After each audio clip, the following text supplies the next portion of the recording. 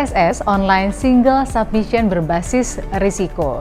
OSS memang sudah ada sebelumnya sejak tahun 2018, tetapi OSS berbasis risiko adalah hal yang berbeda. Ini merupakan pelaksanaan dari Undang-Undang Nomor 11 Tahun 2020 atau yang biasa kita kenal dengan Undang-Undang Cipta Kerja. OSS berbasis risiko wajib digunakan oleh pelaku usaha, kementerian lembaga, pemerintah daerah, administrator KEK Kawasan Ekonomi Khusus, dan Badan Pengusahaan KPBPB Kawasan Perdagangan Bebas Pelabuhan Bebas atau Free Trade Zone. OSS berbasis risiko memberikan layanan bagi pelaku usaha yang terbagi dalam dua kelompok besar, yaitu usaha mikro kecil atau UMK dan non-usaha mikro kecil atau non-UMK.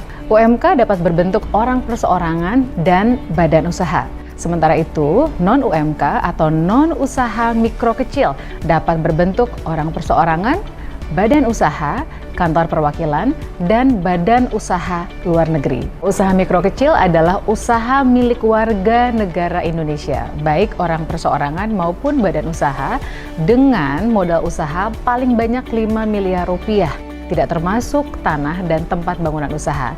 Kalau kita bagi lagi ke dalam usaha mikro dan kecil, maka usaha mikro adalah yang modal usahanya paling banyak 1 miliar rupiah.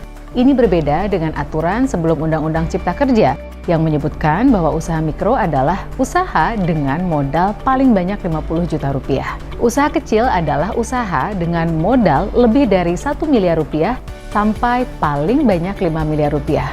Berbeda dengan aturan sebelum Undang-Undang Cipta Kerja, di mana sebelumnya usaha kecil adalah usaha dengan modal lebih dari 50 juta rupiah sampai dengan paling banyak 500 juta rupiah. Usaha menengah adalah usaha milik warga negara Indonesia, baik orang perseorangan maupun badan usaha, dengan modal usaha lebih dari 5 miliar rupiah sampai dengan 10 miliar rupiah, tidak termasuk tanah dan tempat bangunan usaha. Usaha besar adalah usaha berbentuk penanaman modal asing atau PMA maupun PMDN dengan modal usaha lebih dari 10 miliar rupiah, tidak termasuk tanah dan tempat bangunan usaha. Kantor perwakilan adalah orang perseorangan warga negara Indonesia atau asing atau badan usaha yang merupakan perwakilan pelaku usaha dari luar negeri dengan persetujuan pendirian kantor di wilayah Indonesia. Badan Usaha Luar Negeri atau BULN adalah badan usaha asing yang didirikan di luar wilayah Indonesia dan melakukan usaha dan atau kegiatan pada bidang tertentu. Sekarang mari kita memahami tentang risiko. Perizinan berusaha berbasis risiko memang mengubah pendekatan sebelumnya yang berbasis izin menjadi berbasis risiko. Artinya, usaha dikelompokkan berdasarkan tingkat risiko, dan tingkat risiko tersebut menentukan jenis perizinan berusaha. Risiko usaha dibagi menjadi 4, yaitu rendah, menengah tinggi, dan tinggi. Pemerintah telah memetakan tingkat risiko sesuai dengan bidang usaha atau KBLI, klasifikasi baku lapangan usaha Indonesia. KBLI yang berlaku saat ini adalah KBLI 2020 dengan 5 digit sebagai kode bidang usaha. Sebagai ringkasan, untuk usaha dengan risiko rendah dan menengah rendah, proses perizinan berusahanya selesai di dalam sistem online single submission atau OSS berbasis risiko tanpa membutuhkan verifikasi atau persetujuan dari kementerian, lembaga, atau pemerintah daerah. Sedangkan untuk usaha dengan tingkat risiko menengah tinggi dan tinggi, proses perizinan berusahanya dilakukan di dalam sistem OSS berbasis risiko, tetapi membutuhkan verifikasi atau persetujuan dari kementerian, lembaga, atau pemerintah daerah. Berikut adalah penjelasan detail perizinan berusaha yang dibutuhkan oleh masing-masing tingkat risiko usaha. Untuk usaha dengan risiko rendah hanya membutuhkan nomor induk berusaha atau NIB. Untuk risiko menengah rendah membutuhkan NIB dan SS, sertifikat standar berupa pernyataan mandiri, yang formatnya sudah tersedia di dalam sistem online single submission atau OSS berbasis risiko. Risiko menengah tinggi membutuhkan NIB dan sertifikat standar atau SS berupa pernyataan mandiri yang harus mendapatkan verifikasi dari kementerian, lembaga, atau pemerintah daerah.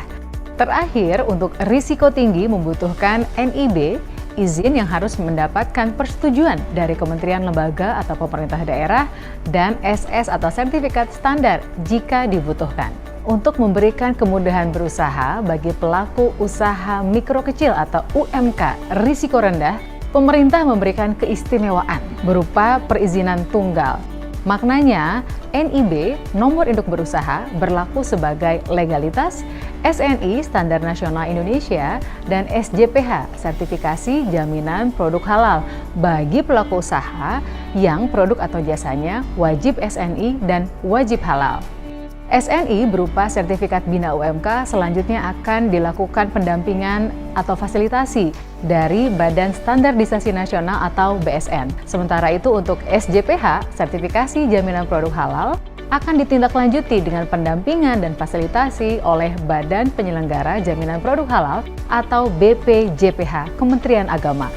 Untuk dapat memanfaatkan sistem OSS (Online Single Submission) berbasis risiko, Anda harus memiliki hak akses. Bagi pelaku usaha orang perseorangan, siapkan NIK, nomor induk kependudukan yang sudah berbentuk KTP elektronik.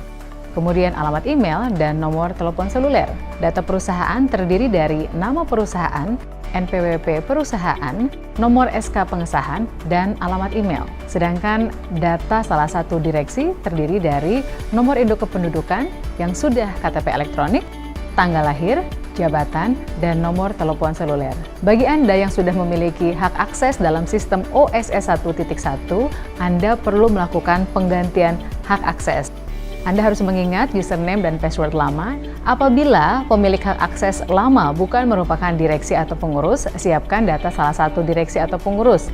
Terdiri dari nomor induk kependudukan, harus sudah ber-KTP elektronik, tanggal lahir, jabatan, dan nomor telepon seluler. Untuk melakukan proses perizinan berusaha, Anda perlu menyiapkan data pelaku usaha atau data badan usaha dan data usaha. Jika Anda adalah pelaku usaha orang perseorangan, siapkan data pelaku usaha yang terdiri dari NPWP pribadi jika sudah memiliki, BPJS Ketenagakerjaan jika sudah memiliki, dan BPJS Kesehatan jika sudah memiliki.